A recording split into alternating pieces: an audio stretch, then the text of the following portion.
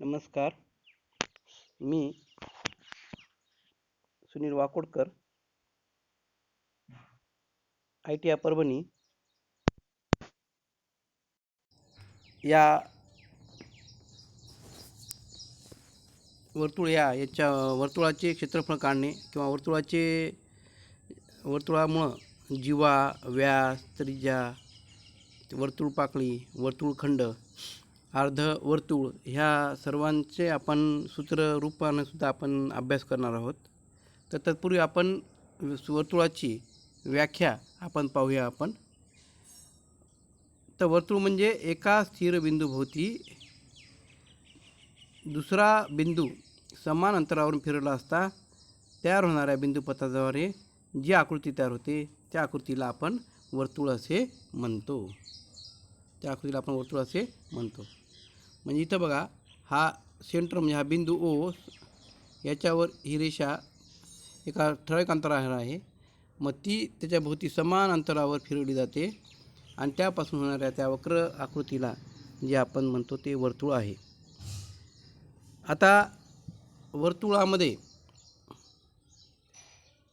एक क्रॉड असते. क्रॉड म्हणजे जीवा, आर्क म्हणजे वक्र भाग, त्यानंतर क्वाड्रंट म्हणजे काय ते आपण बघणार आहोत. सेक्टर कशाला माहिती ते पण बघणार आहोत आणि सेगमेंट म्हणजे काय ते बघणार आहोत.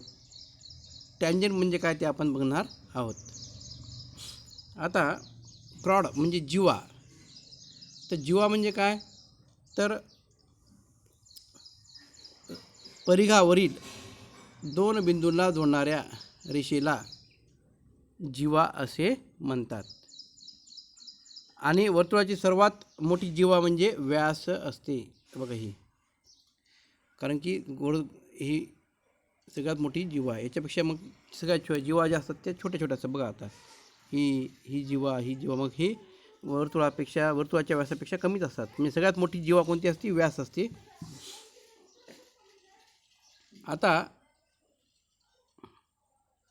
दुसरं आपण बघूया, दुसरी व्याख्या.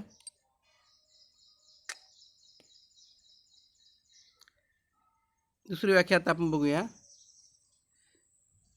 ती म्हणजे स्पर्शिका, टँजंट.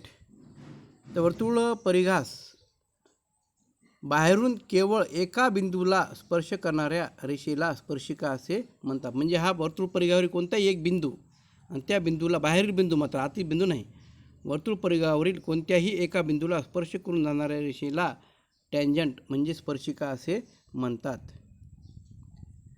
आता क्वाड्रंट म्हणजे वर्तुळाच्या 4 भागापैकी समान 4 भाग केले तर त्याच्यातला एक भाग म्हणजे क्वाड्रंट असतो. आता हा जो क्वाड्रंट आहे एकमेकांशी 90 अंशाचा कोन करणार असतो. एकमेकांशी 90 अंशाचा कोन करणाऱ्या दोन त्रिज्या दरम्यान असलेल्या वर्तुळाच्या भागास चरण म्हणजे क्वाड्रंट असे म्हणतात. वर्तुळाच्या अर्ध्या भागास अर्धवर्तुळ म्हणतात. म्हणजे हा जो आहे ही त्रिज्या आणि हा 2 त्रिज्या 90 अंशाचा कोन करत असतील तर तो जो आतला भाग जो होतो त्याला म्हणायचं क्वाड्रंट, चरण. तर असे समान चरण जे आहेत वर्तुळाचे 4 होतात. आता आपण वर्तुळाची परिमिती म्हणजे सरकम्फरन्स, परिघ म्हणतो आपण त्याला. परिघ म्हणजे ही जी वक्र भाग आहे ह्या वक्र भागाची लांबी म्हणजे परिघ होय. सरकम्फरन्स ऑफ अ सर्कल याची ती 2πr सूत्र कोणतं वापरायचं, 2πr. म्हणजे ह्या वक्र रेषेची जी लांबी आहे एकूण लांबी म्हणजेच तो काय आहे, त्या वर्तुळाचा परिघ होय. परिघ बरोबर आहे 2πr, 2 गुणिले पाय गुणिले त्रिज्या. आणि खालचं सूत्र जे आहे ते जर व्यास वापरला तर πd, पाय गुणिले व्यास. आणि क्षेत्रफळ बरोबर आहे πr वर्ग. क्षेत्रफळ कोणतं आहे, πr वर्ग, पाय गुणिले rचा त्रिज्येचा वर्ग. आणि वर्तुळ व्यासाचा जर व्यासाचा उपयोग केला तर पाय गुणिले डीचा वर्ग भागिले 4. तर अशा पद्धतीनं आपल्याला ह्याचा परिघ आणि ह्याचं क्षेत्रफळ वर्तुळाचं आपल्याला काढता येते. नंतर आहे अर्धवर्तुळ. अर्धवर्तुळ म्हणजे वर्तुळाचा अर्धा भाग, त्याला म्हणायचं अर्धवर्तुळ. अर्धवर्तुळाचं परिमिती जी आहे ती परिमिती म्हणजे पाय आर वर्ग, पाय गुणिले त्रिज्या. पाय गुणिले त्रिज्या हे अर्धवर्तुळाची परिघ येतो.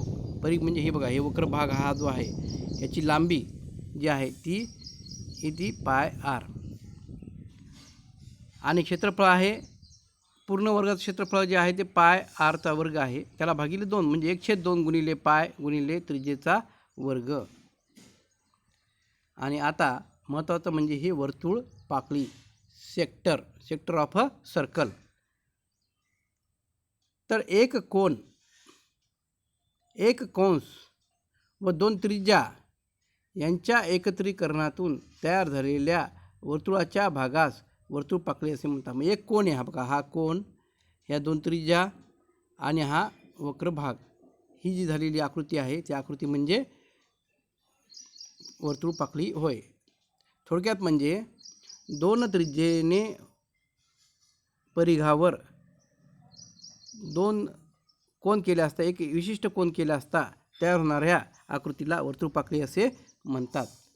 आता इथं दाखवलेलं आहे, इथं AB ही एक त्रिज्या आहे आणि AC ही एक त्रिज्या आहे. ह्या त्रिज्येने एक काहीतरी विशिष्ट कोन इथं केलेला आहे आणि तो कोन ह्या परिघावर कोन केल्यामुळे या परिघावर व्यापलेल्या जागेला इथं रेखांकित केलेलं आहे बघा. इथं ते रेखांकित केलेला भाग म्हणजे वर्तुळ पाकळी असते. आणि वर्तुळ, आता याच्यामध्ये वक्र भाग जो आहे हा BC हा वक्र भाग आहे, हा BC, याला माहिती वर्तुळ कंसाची लांबी, याला काय म्हणतं वर्तुळ कंस येतो, तर कंसाची लांबी BC.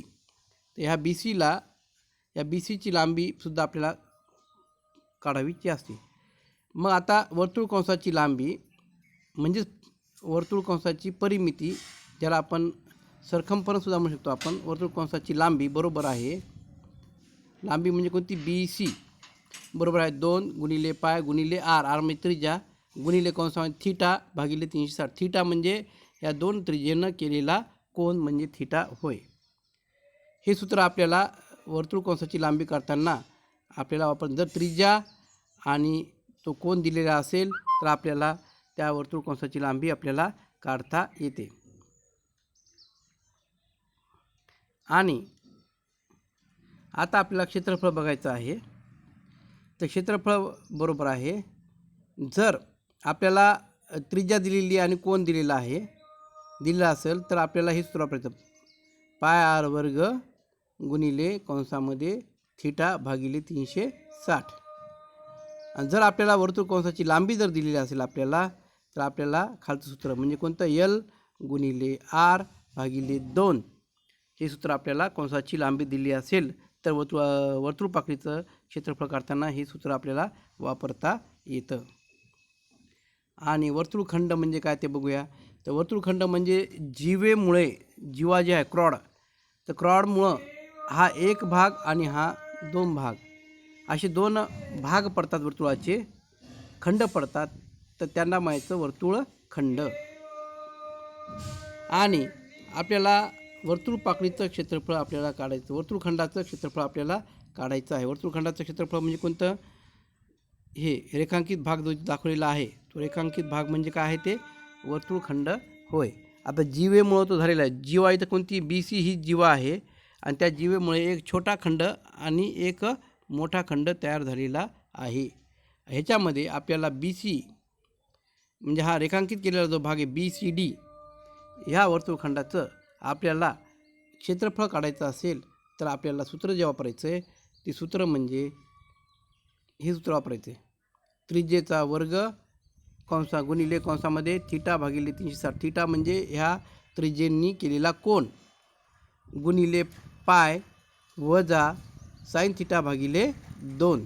हे सूत्र वापरून आपल्याला काय करता येते, आपल्याला सेगमेंट BCD चा एरिया म्हणजे क्षेत्रफळ आपल्याला काढता येते.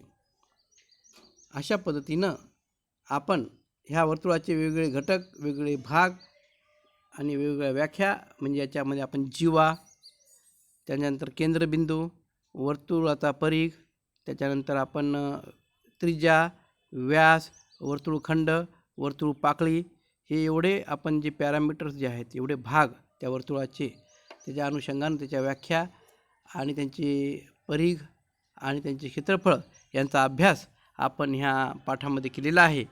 आणि हे समजून घेतल्यानंतर सूत्रपाठ केल्यानंतर आपल्याला याच्यावर आधारित गणितं आपल्याला घ्यायची आहेत. ती गणितं आपण दुसऱ्या पाठामध्ये बघूया. धन्यवाद.